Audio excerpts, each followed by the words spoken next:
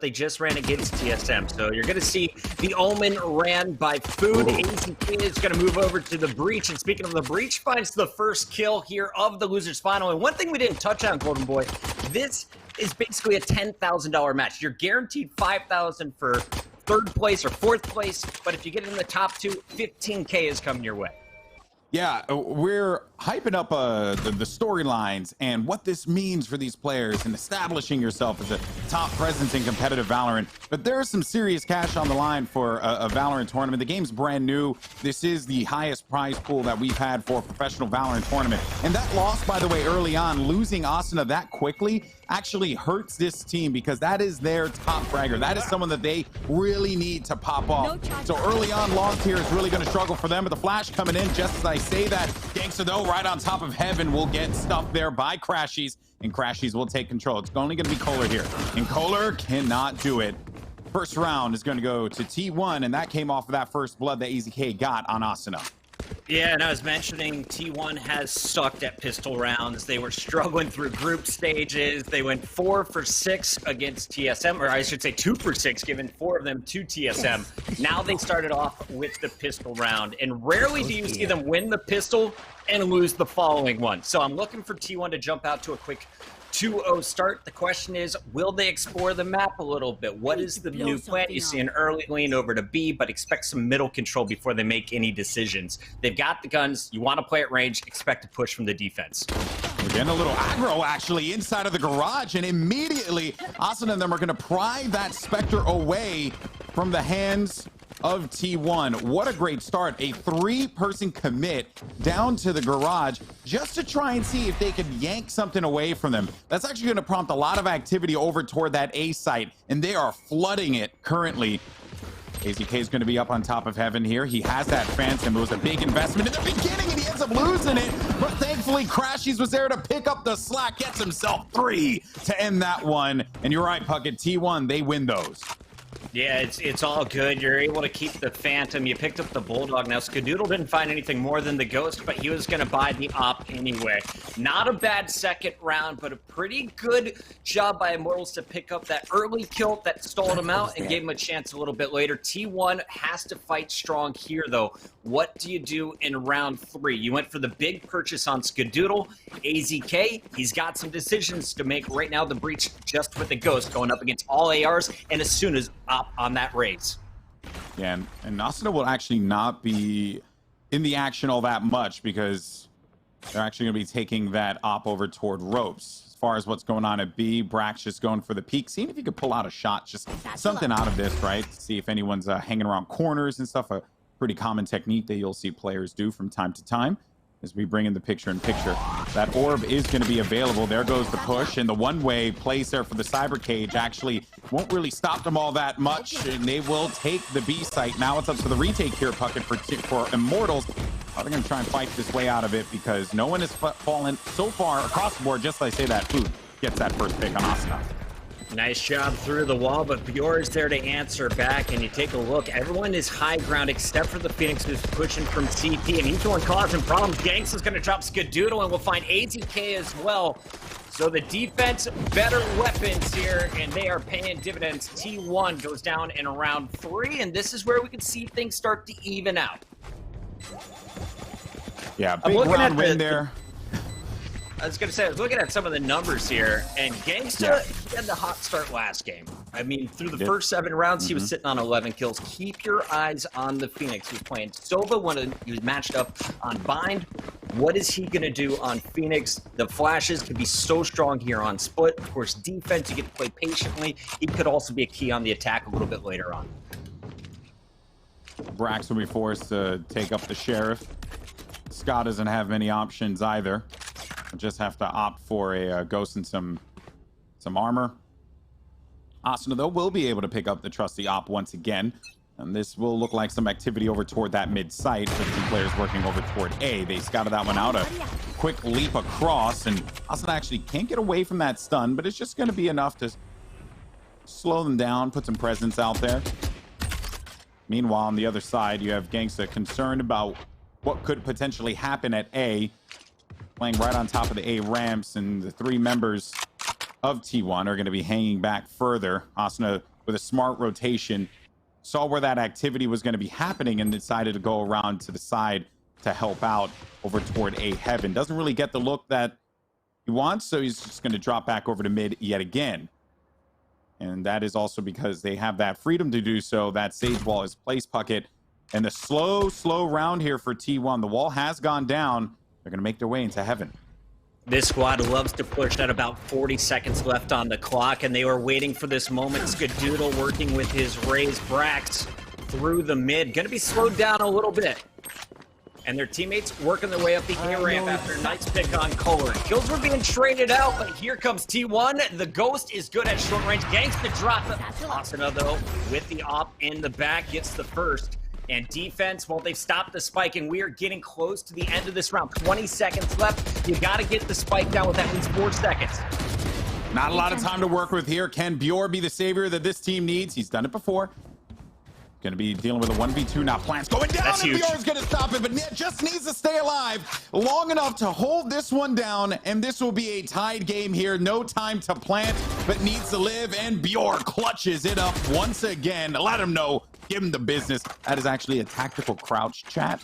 That's it. A tactical crouch. Anyway, Golden Boy, moving forward. Here we go now to round 5. So big right there. That was enormous.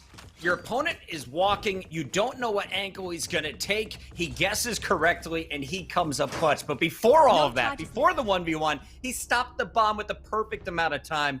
That is one of those game-changing rounds that can send you to the finals if Immortals keeps this one up. T1, they're taking their time on their attack. I would like to see them just brute force 1 or 2 of these, and with a low buy, this might be the round they just go for the full bull rush up the mid.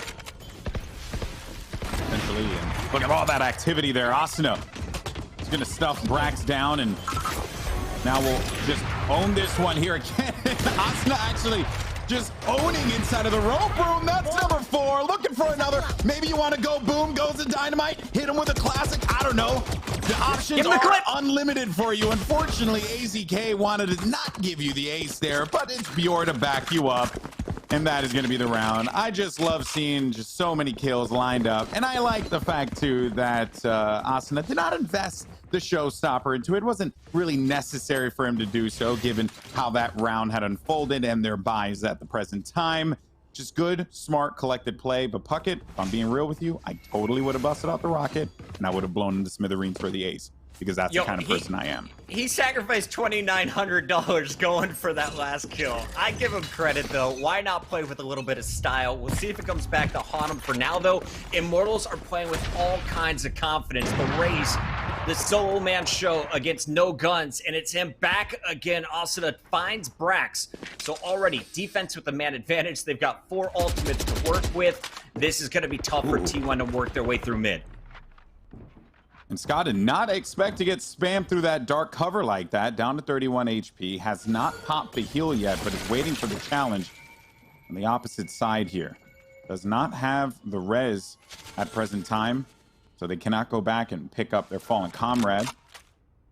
And Bjor just will play this angle up top inside of Heaven. JC Stani going to be chilling on the ropes. Little Mission Impossible style. But the attention is going to be focused toward that rope room. Prepared for hellfire. And here comes that orbital strike, actually forcing him out of there and ending that plan as quickly as it was going to begin. Because that is something that they'll play that slow, and they've done this already. So with things going as slow as they are, you have to make that safe assumption that they are just going to be inside of rope room. And this is where this team, Immortals, begins to prep. They only have 28 seconds remaining to deal with this, and the time is ticking. They just got all the information in the world with that peek from the Phoenix ult. Kohler is going to hold strong, at least for now. They've got him trapped, and the rotation is coming in. Again, it's T1 waiting for these last-second pushes, Golden Boy, and Immortals are just waiting on the other side. They never show their face, and when they do, they're using the ultimates. They're investing safely, never sacrificing their lives. It's just Crashies left, and Crashies, it's going to take a few guns off here, but this is another round in Immortals' favor. They're starting to catch a little bit of momentum, starting to steamroll T1 on their push. Well, I think the reason why they waited so long, obviously, was that they just got delayed, right? That orbital strike came in, and then you also had to run it back. So at that point, hey, that's how I looked this morning. Then you have the you have all that going on, right? That's just time that is ticking away. And because of that, it actually is very horrifying, by the way. It's like I'll never look at eggs the same way ever again. Because of all of that, I think it just led to them being held back. Like there just wasn't really much that they could do. And then also Asuna just set the tone in that round because he got that snipe early on, just ended the raise, and there was just no chance for them to be able to make any moves. People complain about mid, you can't defend it like you used to on split. It's so hard now. Asuna has done a great job, especially with this op. He's been very efficient with it, getting picks in the last 3 rounds. To start this one off, though, you're going to see some early noise at mid. Now the rotation. What is the plan from T1? How do they go about the break-in? Expect the breach to open it up, and as I say, AZK, he wanted to posture up. He wanted to get an angle to affect B-Heaven. Instead, he gets hit with the op again. Now Brax, he's gonna pop some ultimates here, but he will not be finding any kills. It's just to push the defense back, and now here comes the rocket from Immortals, and this one finds food. Yep, and he'll be tucked away in the corner, but a nade actually does not get an opportunity to go out right as I say that, because Skadoodle was gonna pop up right around the corner. Now though, as you're gonna be split up, the spike is out. You do have up on top of Heaven, I believe that's Crashies. Yep, Crashies will be holding things off inside of Heaven, and they are going to be able to yank some attention away from everyone else. But the issue is that at that point in time, it just left Crashies alone. They were able to push B site all together with the full force of the team, and they will win themselves a 5th round in a row, Puckett. What a start for Immortals, because it looked like it was going to go downhill, and then they just something started to turn on. And I actually think what that was Asuna. Asuna popping off with the op is huge. It was honestly Bjork going back to the Sage play. In the gun round, he clutched up. He got the 3 kills. He started it all. And now they're just rolling off of the back of it. Everyone's stepping up when they need to. And that last round, good idea by T1. They scared anyone off the B site, but the retake too strong. Now what is the plan? This one, it's just pistols. So don't get too excited about these kills. T1, they're going to try and get at least 1 or 2 guns off, and they are going to still have 3 players to work with. Darn little shrapnels, man. Every time. I love them. Oh, look at Kohler. Look at Kohler. He gets 2. I love that little lineup there, and that is just going to leave Skadoodle with a ghost and a prayer, and prayer not answered. Bjor will end it, and he'll go ahead and upgrade that filthy classic into a ghost, and they continue to let the good times roll here, Puckett. 6-2, 6 in a row. Yeah, big huge round here. This is the bye round for T1. Last time you're playing TSM, I believe it was 9-3. Attacking is not your favorite on this map, so come up big with this attack, and we'll see what they're able to work off of the A site. And remember, they have these ultimates. They've really only popped the Raze ult so far. Will we see AZK open up with the Rolling Thunder? First, they're going to go for the pick top of the A ramp, but smokes are out. Joke's over. Now an orbital strike is going to stop that plan. Yeah, that was a great play there, because now the orbital strike is out, and then they're just going to go ahead and punish them with that flash. So they know exactly where they're going to be tucked away, right at the back of A site. That's going to have to prompt this team to make a change up in their strategy. The orbital strike was there just to kind of push them back. They got the benefit of being able to pick a kill out of that. The run it back gave them so much info. And now they're just going to try it once again. It looked like they were going to drop into sewers, but now they're going to just delay this one. They know they're still going to be there, and there's so much utility that they have to work with, Puckett. Oh, no. JC Stani with 2. Asuna with the nade in the back. That's a disaster. Oh, my. It just all fell apart, bro. All right, so here's what I love about this Brim Phoenix combo. You can run through your teammate's orbital strike and survive, especially if you're using the run it back. So fortunately, Gangster was able to just get Crashies pushing through and able to pick up the easy kill. But in the worst case scenario, he can push through all of that and continue to punish. They're saving their ultimates for when T1 has guns, and they played it perfectly. T1 able to go back-to-back buys, but this is their last opportunity. If you lose it, you're sitting at 8-2. You're likely now staring at 9-2, maybe 10-2, unless you get it going right here.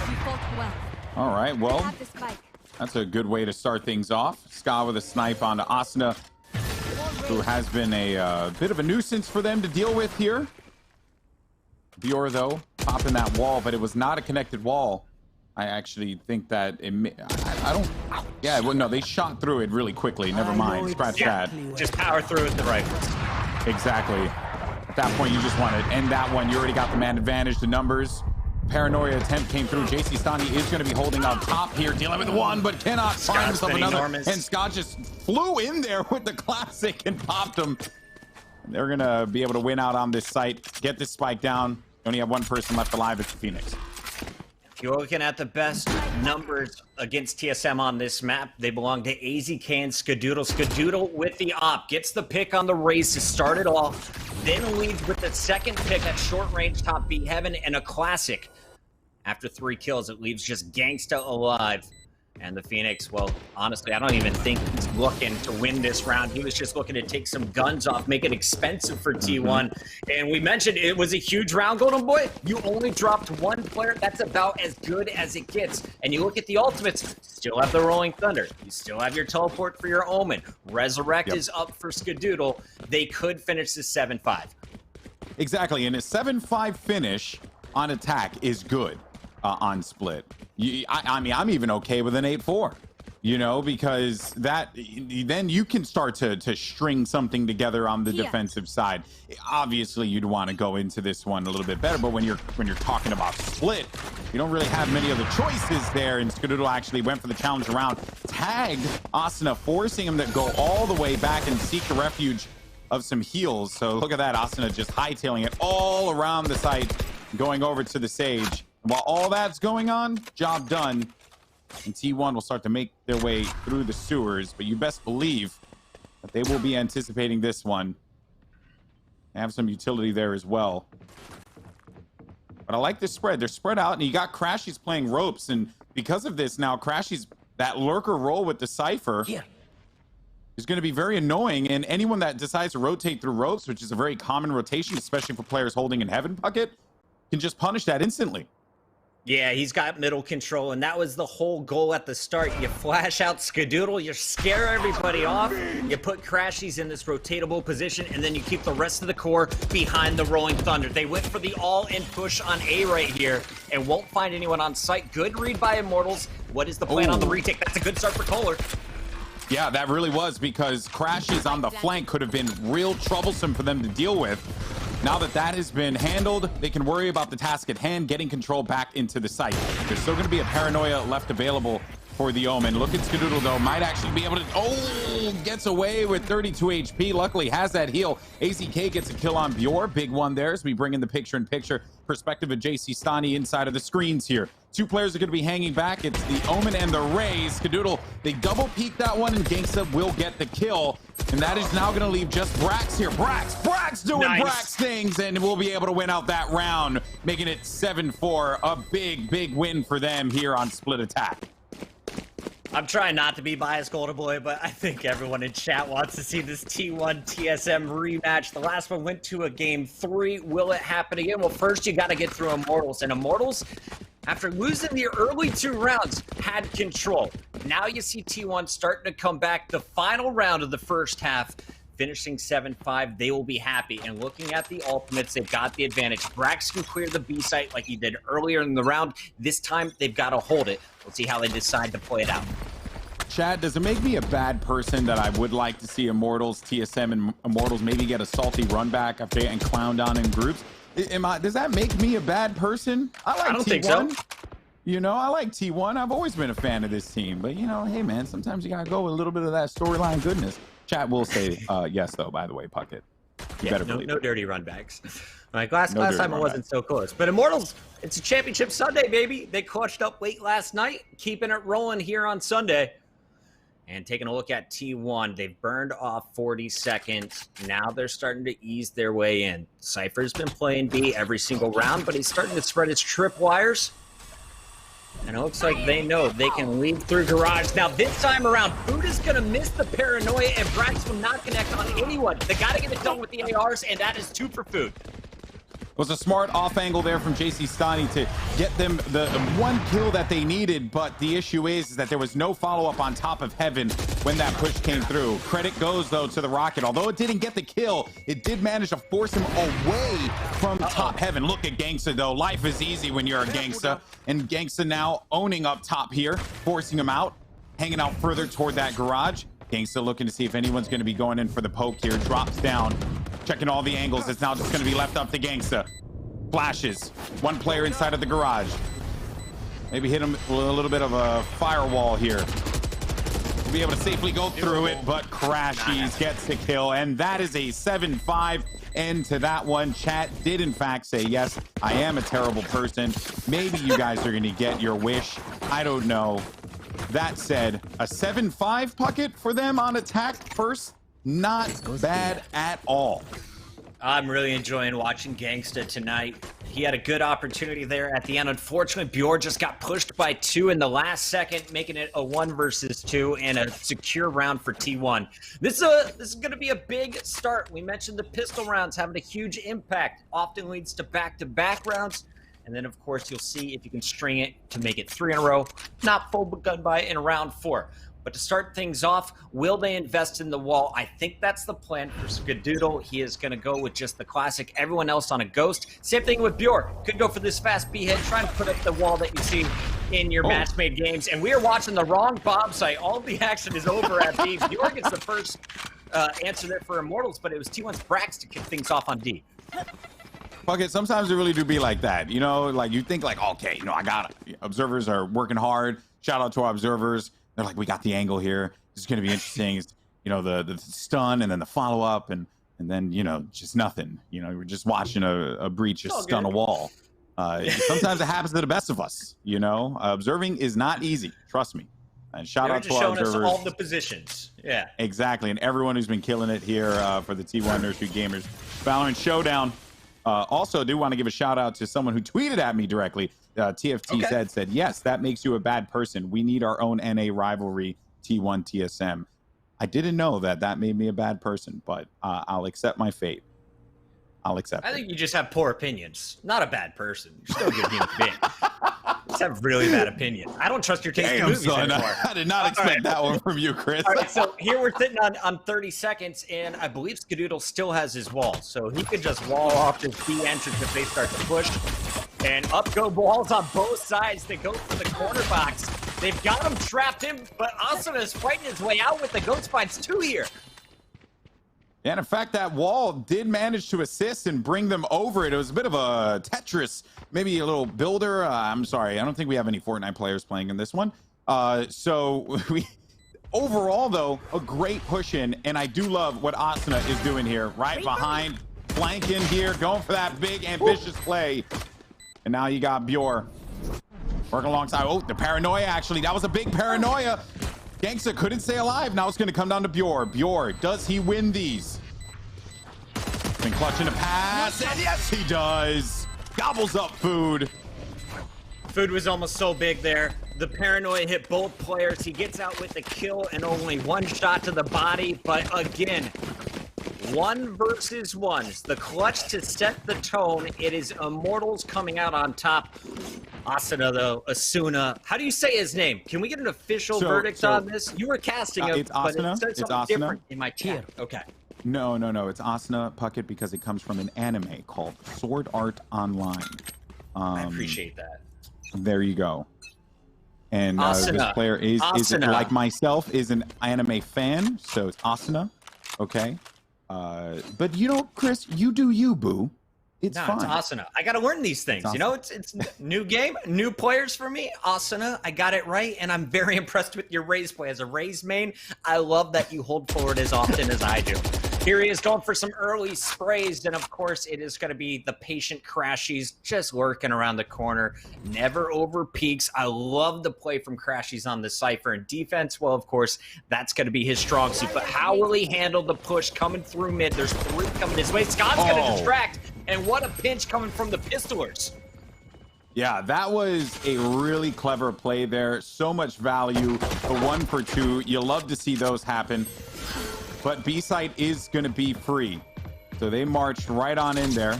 We'll get some assistance. Gangsta will toss this spike down. They have so many guns. They're going to be looking at the right positions there. But just like say that, Brax creeps around the corner. Bjor, he's always there. He's the careful hand that you need in these types of situations.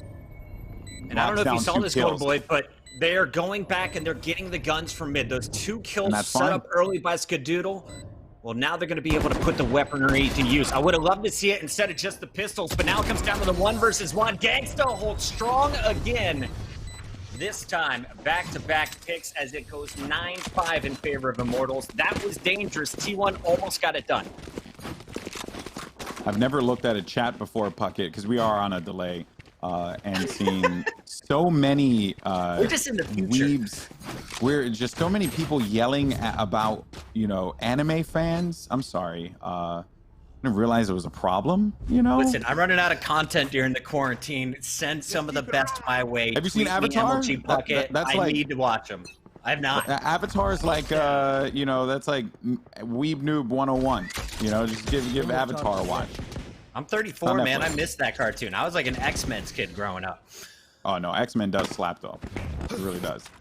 Speaking of slapping, this is going to be a big one here for Immortals, again, to keep it rolling. 9-5, gun round. Your opponents with better weaponry.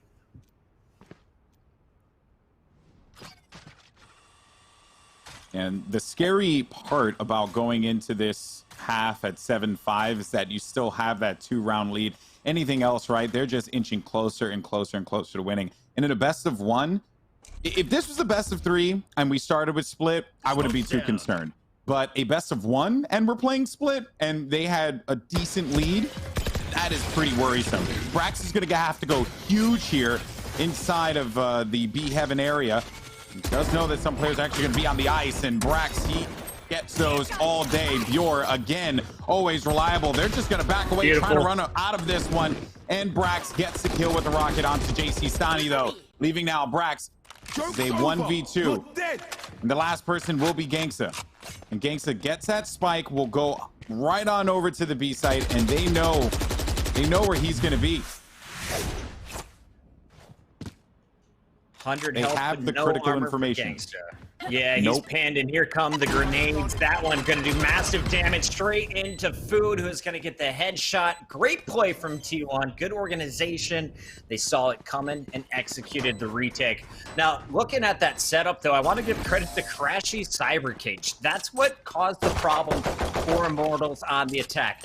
Perfect angle just so Brax could see a shoulder, maybe an elbow from the Brimstone, and he's able to punish. Again, it's T1. The fundamentals are there. I feel like everyone else is just making clutch plays, or they're able to have a big round, banking on a headshot or two. Yeah. T1, well, you can throw them off with the aggressive Ska, though.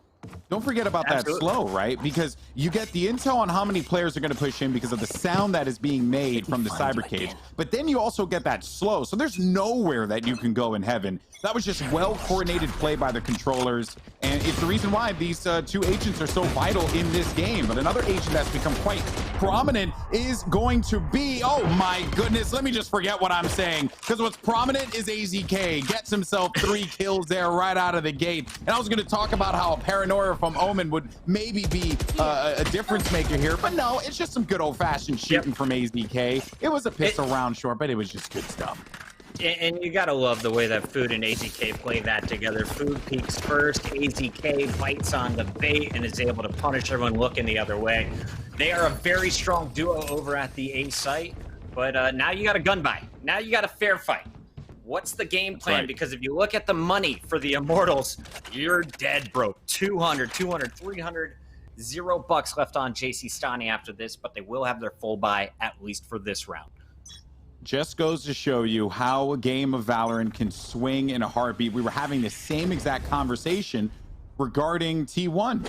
They were struggling. They desperately needed a win, and they found just that. Now, this time around, it's going to be T1 getting a little aggro at the bottom of a ramp here. Food, he bails on out of there and might actually have given him the juke, forcing Asuna, though, to use that rocket, but they do get control up top. as well as the res. AZK looking to defend this one by himself, but actually he does have the support. I take that back. Has all the support in the world from Food and Scott, who are hanging out by B side or by A side. Excuse me. And credit to the rotation. T1 jumped on that in a heartbeat. Scott's got to find his second snipe of the round, and this is already 2 ultimates being invested by Immortals so far. Bjorn's still up top though, and the round is not over until the Sage is dead. What is he able to do though with you? Eyes on the minimap, you can see they're keeping the Cypher, respecting the B site. It's going to be a 3-on-2 after the resurrect. All things are pointing to a 2-on-1. Make it all 5 are still up now. Also, Sky got that shot while he was cooking, which is just, that was just silliness. The calm composure of Skadoodle. I expect nothing less from a champion of his stature. But now, though, here comes the push as they are just going to make their way in the rotation. Asuna is going to try and catch them off guard here. Bjor, though, still alive. Maybe a hope and a dream, but we'll just really need to hold on to this weapon. Pry away as many guns as you can. Make them spend money in the next round. You have no chance.